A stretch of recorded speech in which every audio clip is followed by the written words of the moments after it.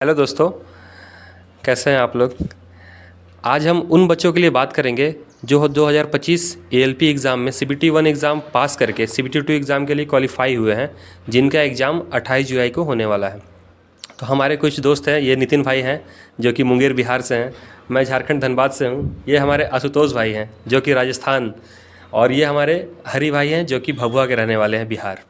तो हम सभी ने 2024 वाला एएलपी एग्ज़ाम क्रैक किया है और अभी हम सब एएलपी ट्रेनी हैं, हमारा ट्रेनिंग चल रहा है अभी।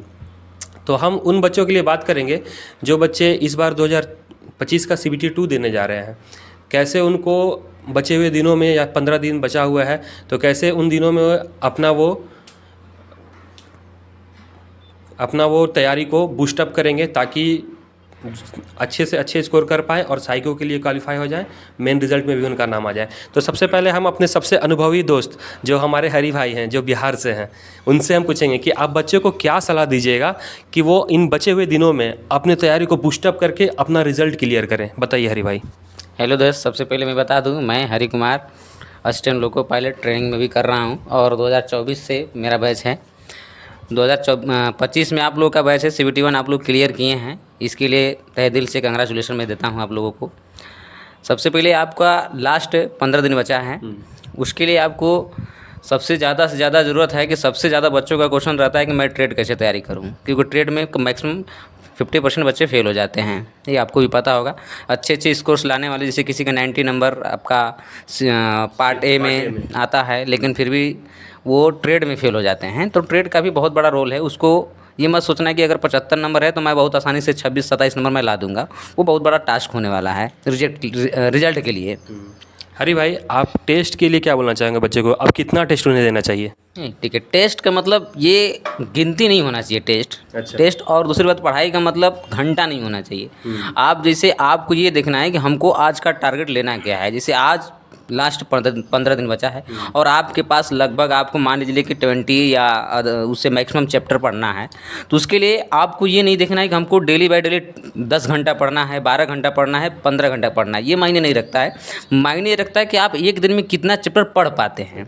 ठीक है, अगर आप एक दिन में अगर मान लीजिए 5-6 चैप्टर, 2 चैप्टर अगर रिवीजन कर पाते हैं, क्योंकि पहले का तो पढ़ा हुआ होगा, आप 15 दिन में कुछ नया कर नहीं पाइएगा। इसलिए आपको जो भी इस टाइम जो लास्ट समय है वो केवल आपको रिवीजन देना है।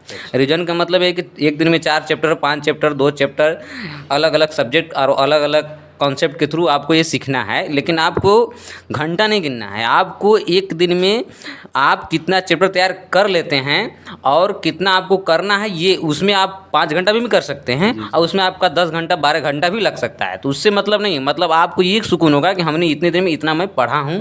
और आपके जीवन में सबसे ज़्यादा अगर 8-10 नंबर आपका कम आता है तो वो सबसे महत्वपूर्ण रोल होता है टेक्स्ट बुक, यानी कि आपको टेस्ट लगातार मारना है, क्योंकि लास्ट 15 दिन में मिनिमम से मिनिमम 5 दिन तक एक टेस्ट तो फुल टेस्ट देना ही है और सेक्शनल भी टेस्ट देना है।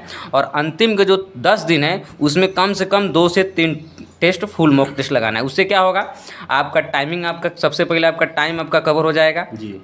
और उसमें ट्रेड में जो नंबर्स जो कम आते हैं, किसी का 22 नंबर 20 नंबर आता है, उसमें आपका धीरे धीरे अनुभव होगा कि हमको किस क्वेश्चन को छोड़ना है, किस क्वेश्चन को करना है और मेरा नंबर कितना आ रहा है, उसको आपको इंक्रीज करना है। और एग्ज़ाम में जाकर घबराना नहीं है, आपको अच्छे से एग्ज़ाम देना है। और एग्ज़ाम के लिए आपको इतना मेहनत किए हैं, बहुत बच्चों में से आप लोग छट कर इसमें आए हैं, तो जाहिर सी बात है आप लोग बहुत अच्छे मेहनत किए हैं। और इसके अलावा अभी लड़ाई बाकी है, बहुत सी भी लड़ाई लड़नी है। उसके लिए आपको कम से कम जो 15 दिन बचा है उसमें आपको जी जान से आपको लगना है और कोई भी चीज़ आपका टॉपिक छूटना नहीं चाहिए। और सबसे बड़ी बात ये है कि बहुत स्टूडेंट क्या करते हैं कि बहुत पढ़ते हैं, जैसे मान लीजिए किसी स्टूडेंट का हेडेक ले लेते हैं किसी चीज़ का अचानक से रिजल्ट, मान लीजिए कि रिजल्ट हो गया, हवाई फायर हो गया। और किसी जो सीरियस बच्चे होते हैं उसके लिए मैं बताता हूँ कि वो क्या करते हैं, बहुत सारे सीरियस बच्चे पढ़ाई कर कर अच्छा नंबर स्कोर ला कर भी एग्जाम से छट जाते हैं। उनका रीज़न जानते हैं क्या है? उसका रीज़न है कि वो सारे चीज़ों को एक साथ पढ़ने की कोशिश करते हैं कि मैं हर एक चीज़ पढ़ लूँ। आपको ये नहीं देखना है, आपको मेन एग्जाम टारगेट देखना है। लास्ट 15 दिन में आपको क्या पढ़ना है, क्या छोड़ना है, ये मायने रखता है। कहना ये है कि बच्चे अब अपने हॉट टॉपिक पे ध्यान दें और टेस्ट सीरीज दें और उसके बाद अपने तैयारी को बूस्टअप करें। हॉट टॉपिक का मतलब नहीं, हॉट टॉपिक कोई, जैसे हाफ टॉप आपने बताया, आपने बहुत अच्छा बताया, लेकिन हमारा कहने का ये मतलब है कि आपको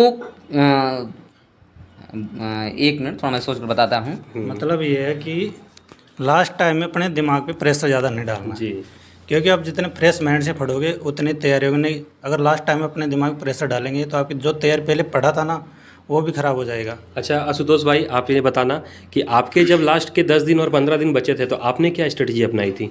मैंने तो ज़्यादातर टेस्ट सीरीज लगाई थी, जैसे मैथ रीजनिंग का तो पहले से सीबीटी फर्स्ट से अच्छा था, उनको तो पहले स्ट्रॉन्ग कर रखा था। अब बेसिक साइंस और इंजीनियरिंग ड्राइंग और वो ट्रेड वाला, जी जी। उनका ज़्यादा मैंने वो ट्रेड आपने किससे किया था? ट्रेड मैंने वैसे तो बुक ली थी कोटले क्लासेस से, अच्छा और उसी के यूट्यूब वीडियो आते थे, वो उन्हीं से पढ़ा था, कोर्स तो लिया नहीं था, लेकिन उसकी बुक थी और जो यूट्यूब पे जो वीडियो आते थे उनको रेगुलर देखता था। चलिए तब तो बहुत बढ़िया। हाँ, और best science engineering drawing science में नीरज सर, वो क्या है कंटेंट कम देते हैं लेकिन वो जितना होता है ना वो उतना ही देते हैं, पॉइंट टू पॉइंट बात करते हैं। कंटेंट। जैसे मैं ये बताना चाहता था कि मैं जो बोल रहा था कि बच्चे जो लोग होते हैं बहुत मेहनती होते हैं, वो सारा चैप्टर पढ़ना चाहते हैं, लेकिन एग्जाम के लास्ट टाइम में आपको ये देखना है कि किस चैप्टर से कितना क्वेश्चन ज़्यादा एग्जाम में आते हैं। नया कुछ नहीं, यानी जैसे इलेक्ट्रिसिटी एक चैप्टर है, बहुत सारे अलग अलग चैप्टर्स होते हैं, उस चैप्टर से आपको बंचेस में क्वेश्चन मिलेंगे, जैसे 10 मिलेंगे, 12 मिलेंगे, एक एक चैप्टर से, तो उसको पहले पढ़ना है और उसको एकदम लगातार रिवीजन करना, तब जाकर आपका नंबर स्कोरिंग होगा। और जो छोटा छोटा जैसे कोई चैप्टर है, बहुत बड़ा चैप्टर, उसमें से 1-2 क्वेश्चन लड़ रहा है, तो उससे पहले निगलेक्ट करना है, पहले जहाँ से ज़्यादा आपको क्वेश्चन बटोरना है ना भाई, तो उससे पहले पढ़ना है। ओके भाई।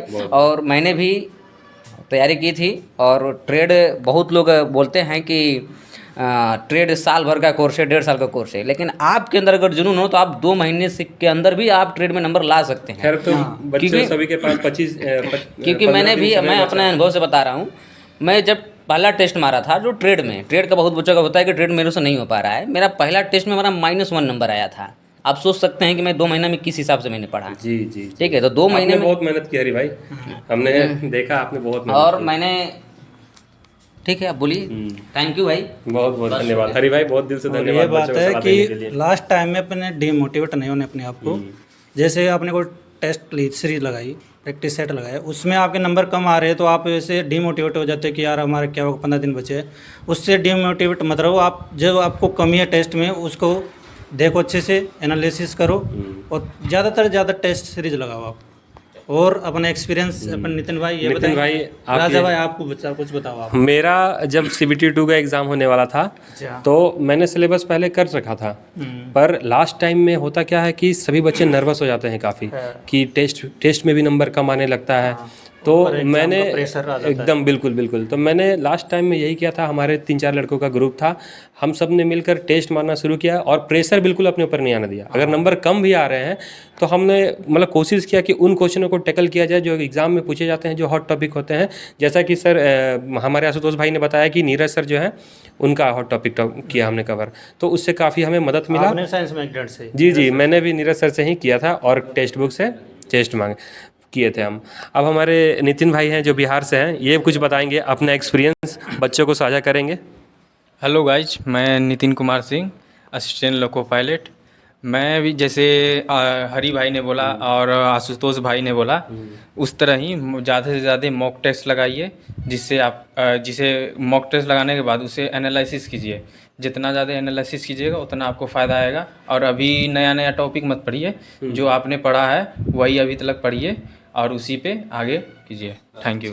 बहुत बहुत धन्यवाद आप सभी को एग्ज़ाम के लिए, बेस्ट ऑफ लक। और अगर आपको हमारा वीडियो अच्छा लगे तो लाइक सब्सक्राइब जरूर करना, क्योंकि हम आपके लिए इन्फॉर्मेशन लेके आएंगे, कुछ अपना एक्सपीरियंस बताएंगे, सारा आपको गाइडलाइन हम लोग करते रहेंगे। आप मेरे से उस पर कमेंट कर सकते हैं जी हाँ, जो भी डाउट कमेंट हम जरूर बताएंगे, कमेंट कर रिप्लाई करेंगे। एलपी से थैंक कोई यू, डाउट होगा थैंक यू भाई, जय हिंद, जय और भारत। नेक्स्ट वीडियो किस टॉपिक पे चाहिए वो भी कमेंट कमेंट कीजिएगा आप लोग। Thank you. Thank you.